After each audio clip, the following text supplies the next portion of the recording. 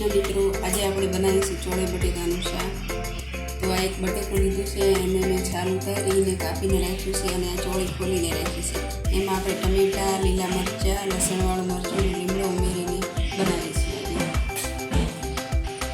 કુકરમાં મેં 3 પાવડા જેટલું તેલ લીધું છે। આમાં તેલ ચડિયાતું હોય તો વધારે સારું લાગે છે।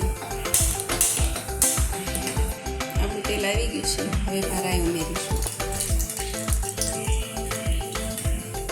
રાઈ તતડે એટલે પછી જીરું ઉમેરીશું। થોડી ઘી ઉમેરીશું।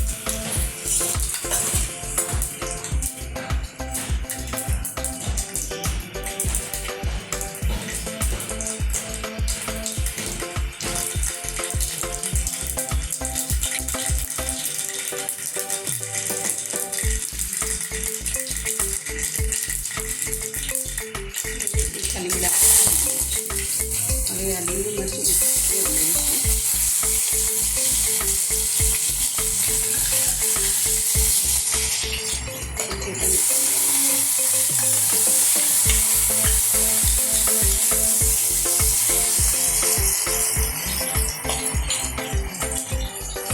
હવે એમાં બટેકા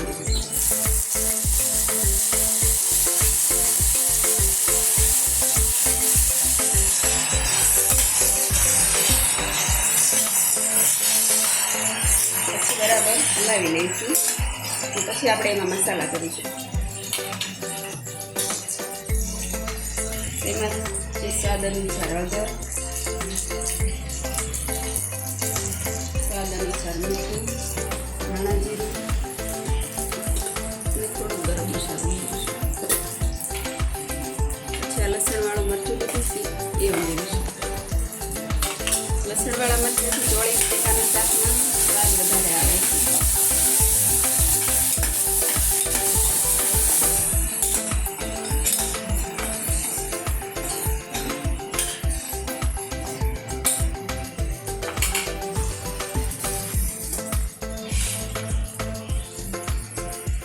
બરાબર ભળી ગયો છે બટેકામાં। હવે આપણે એમાં ચોળી ખોલેલી છે ને એ ઉમેરીશું।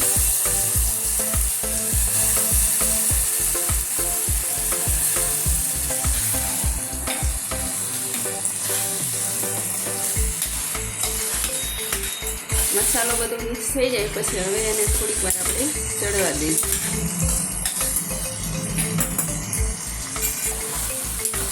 બટેકા અને ચોળીમાં મસાલો બરાબર મિક્સ થઈ ગયો છે। હવે એમાં આપણે પાણી ઉમેરીશું 1 ગ્લાસ।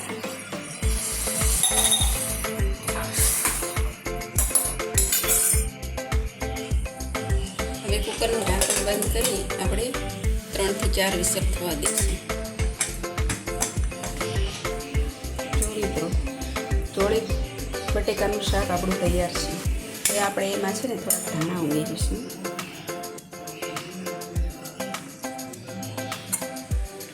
પછી બરાબર હલાવી દઈશું। આ આપણું ચોળી બટેકાનું શાક તૈયાર છે। જો મિત્રો।